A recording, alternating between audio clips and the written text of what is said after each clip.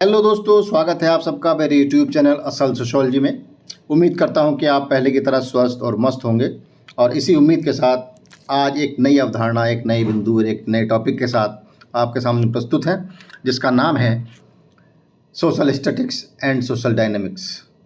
August Comte का ही जो है ये टॉपिक है। अगस्ट कॉम्ट ने सामाजिक स्थिति विज्ञान एवं सामाजिक गति विज्ञान के बारे में भी बताया है, तो इसके बारे में आज हम चर्चा करेंगे। और ये अगस्ट कॉम्ट का जो है चौथा वीडियो है बच्चों, है ना।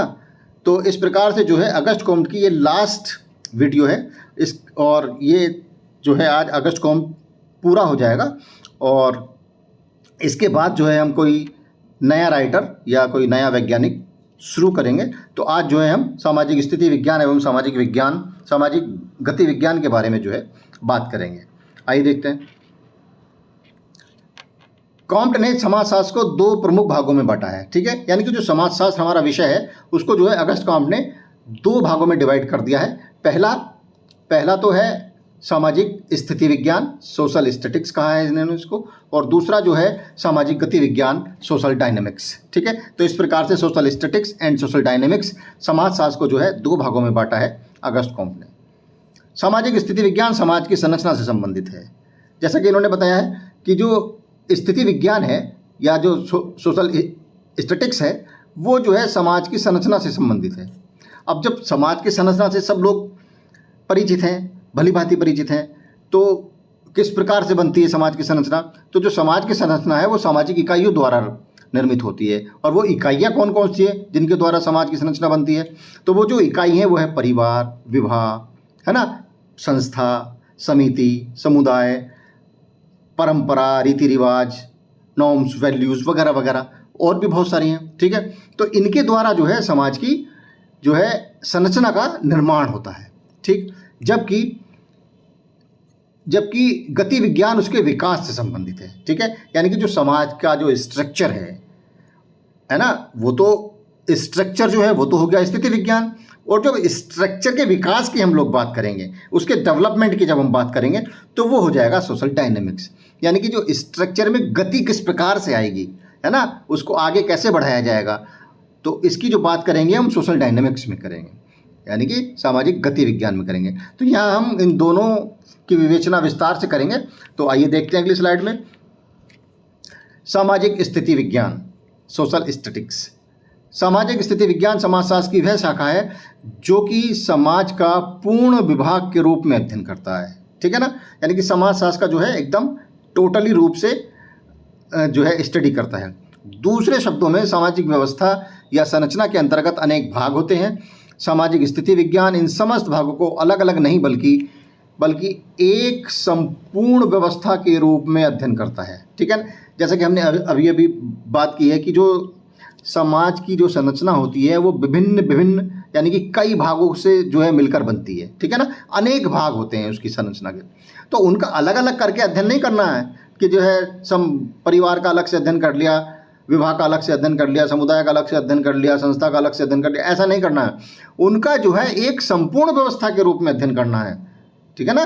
एक टोटल सब्जेक्ट के रूप में अध्ययन करना है, एक संपूर्ण व्यवस्था के रूप में अध्ययन करना है। यह सामाजिक व्यवस्था के विभिन्न भागों की क्रिया और प्रतिक्रिया के नियमों को खोजने का प्रयत्न करता है, ठीक है। इस प्रकार का अध्ययन प्राणी शास्त्र में शरीर रचना शास्त्र के अध्ययन के अनुरूप है। आई ना बात समझ में? यानी कि प्राणी शास्त्र को कहते हैं बायोलॉजी और शरीर रचना शास्त्र को कहते हैं एनाटॉमी, ठीक। तो अगर हमें सामाजिक संरचना को समझना है तो हमें जो है उसको जो है हमें प्राणी शास्त्र में जाना पड़ेगा, ठीक है। प्राणी शास्त्र का मतलब बायोलॉजी में जाना पड़ेगा, ठीक है। तो बायोलॉजी में जब हम जाएंगे तो उसके अंतर्गत इसकी जो कंपेयर है सोशल स्ट्रक्चर की, वो हम अपने मानव शरीर से करते हैं, ठीक है। मानव शरीर से किस प्रकार से करते हैं? जिस प्रकार से मानव का शरीर विभिन्न इकाइयों द्वारा निर्मित है। कौन कौन सी इकाइयाँ हैं वो? जैसे कि हाथ, पैर, नाक, मुंह, कान, गला, ये सारी की सारी क्या है? ये मानव शरीर की इकाइयाँ हैं। और इन इकाइयों के द्वारा जो है एक शरीर व्यवस्थित रूप से व्यवस्थित है। और जब क्यों व्यवस्थित है? क्योंकि ये सारी की सारी इकाइयाँ सही जगह पे अपने काम कर रही हैं, इसलिए पूरे का पूरा जो मानव शरीर है वो एकदम व्यवस्थित रूप से कार्य करता है। उसी प्रकार से समाज की इकाइयाँ चाहे वो संस्था हो, चाहे वो समिति हो, चाहे वो समुदाय हो, वो अपना अपना कार्य बड़े ही ढंग से अगर करेंगी तो समाज की जो व्यवस्था है वो एकदम से सही प्रकार से बनी रहेगी। ठीक है ना। इसी प्रकार से इन्होंने जो है मानव शरीर से जो है सामाजिक संरचना का जो है इन्होंने कंपेयर किया है, तुलना करने का प्रयास किया है। आगे क्या है, सामाजिक स्थिति विज्ञान का उद्देश्य सामाजिक सावयव के एकमत्य की खोज करना तथा सामाजिक स्थिरता की दशाओं को ढूंढ निकालना है। क्योंकि कॉम्ट का यह विश्वास है कि वे एक ऐसे युग में रह रहे हैं जबकि सामाजिक संतुलन अत्यधिक बिगड़ा हुआ है। हम लोग ऐसे युग में रह रहे हैं जहाँ पर जो है सामाजिक संतुलन जो है बड़ा डिस्टर्ब है ना।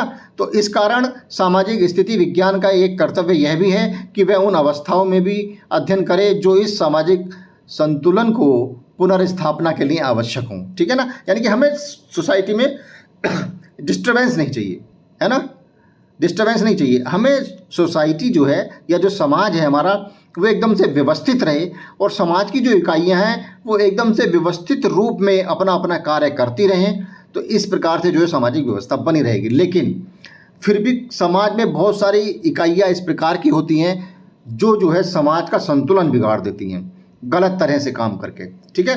तो हमें जो है उनका भी अध्ययन करना है कि भाई तुम मतलब इस प्रकार से जो है किस प्रकार से जो है कहें कि जो समाज का संतुलन बिगड़ने ना पाए और समाज का जो संतुलन है वो एकदम से सही प्रकार से रहे, फंक्शंस जो हों सोसाइटी में वो ठीक प्रकार से हों, पॉजिटिव फंक्शंस हों, नेगेटिव फंक्शंस ना हों। सामाजिक स्थिति विज्ञान की सार्थकता यह है कि यह विज्ञान सामाजिक व्यवस्था के मूल सिद्धांतों से हमारा परिचय करवाता है ताकि हम उसके महत्व को समझकर अपने सामाजिक जीवन को इस प्रकार संगठित करें जिससे सामाजिक संतुलन बिगड़ने ना पाए और मानव के भौतिक, नैतिक तथा बौद्धिक तीनों पक्षों का संतुलित विकास सरल हो सके। ठीक है ना। तो इस प्रकार से हमें समाज को जो है एक मतलब मैनेज करना है कि जो समाज में रहने वाले लोग हैं उनकी भौतिक इच्छाएं पूरी होती रहें, नैतिक इच्छाएं पूरी होती रहें और बौद्धिक इच्छाओं को भी जो है वो एकदम से संतुलित प्रकार से सरल बन सकें मानव के लिए। कॉम्ट का विश्वास है कि आज समाज में अराजकता की अवस्था है, निर्बलों को सबल पीड़ित कर रहे हैं और निर्बल सबलों से बदला लेने के लिए उन्मुख हैं। ठीक है ना। इस अवस्था का मूल कारण समाज में बौद्धिक अराजकता है। अधिकांश लोगों का बौद्धिक स्तर इतना निम्न है कि वे सामाजिक व्यवस्था के मौलिक नियमों से भी परिचित नहीं हैं। ठीक है ना। ये बहुत अच्छी बात कही है।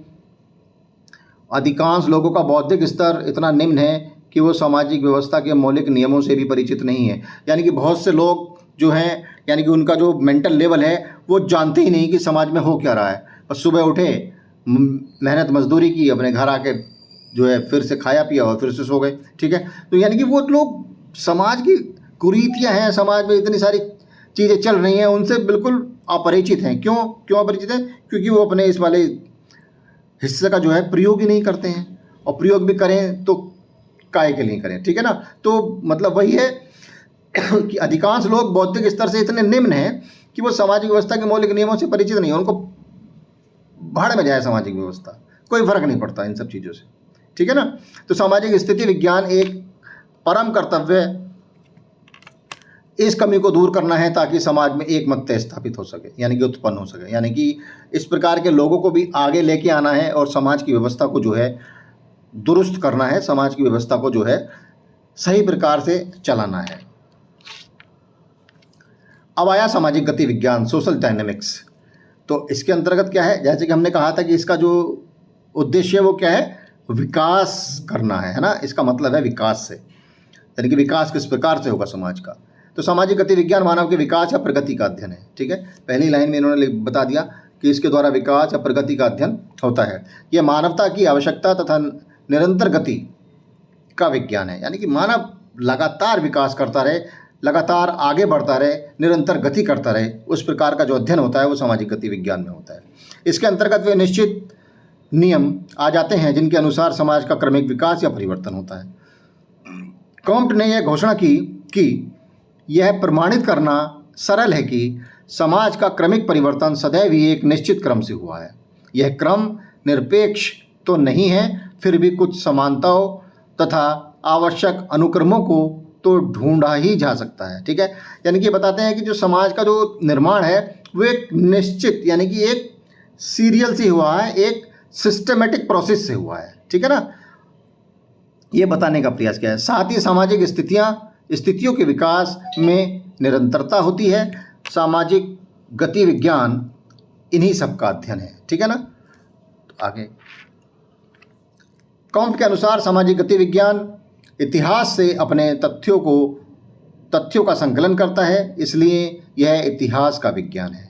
ठीक है ना, क्या बताने का प्रयास किया है कि सामाजिक गति विज्ञान इतिहास से अपने तथ्यों का संकलन करता है। यानी कि अगर कोई भी हमें विकास करना है तो हमें जो है अपने पीछे क्या हुआ है उसकी जानकारी होनी चाहिए, और इतिहास जब तक नहीं मालूम होता है तब तक हम कोई भी जो है आगे का कदम या कोई भी स्टेप जो है नहीं उठाते हैं। ठीक है ना, तो हमें पिछला अपना इतिहास पता होना चाहिए, तभी जो है हम गति कर सकते हैं, तभी जो है हम विकास कर सकते हैं। इसलिए यह इतिहास का विज्ञान है। ठीक है ना, यह सामाजिक उत्पत्तियों के विषय में इतिहास से प्रारंभ करता है, ना कि तात्विक अटकल पच्चुओं से। ठीक है ना, यानी कि तात्विक व्यवस्था जो होती है, तात्विक स्तर जो होता है उससे नहीं करता है ना, ये इतिहास से प्रारंभ करता है। कोई भी कुछ भी बता देगा, उस पर नहीं मानना है। पर सामाजिक गति विज्ञान केवल भूत या वर्तमान का अध्ययन करके ही एक नहीं जाता है। वे सिद्धांत जो कि भूत की व्याख्या करते हैं, मानव के भविष्य के बारे में बताते हैं। ठीक है ना, ये देखो, जो कि भूत की व्याख्या करते हैं, मानव के भविष्य के बारे में भी बताते हैं। ठीक है, इस पर भूत का मतलब क्या होगा? भूत का मतलब होगा इतिहास। अगर हमें इतिहास पता है तो हम अपना भविष्य बता सकते हैं।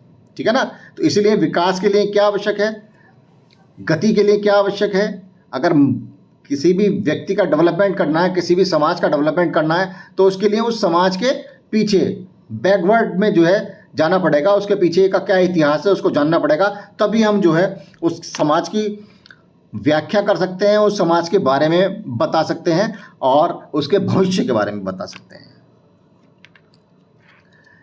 तो आज का वीडियो यहीं समाप्त करते हैं। Thank you for watching. Please like, share and subscribe. Thanks a lot.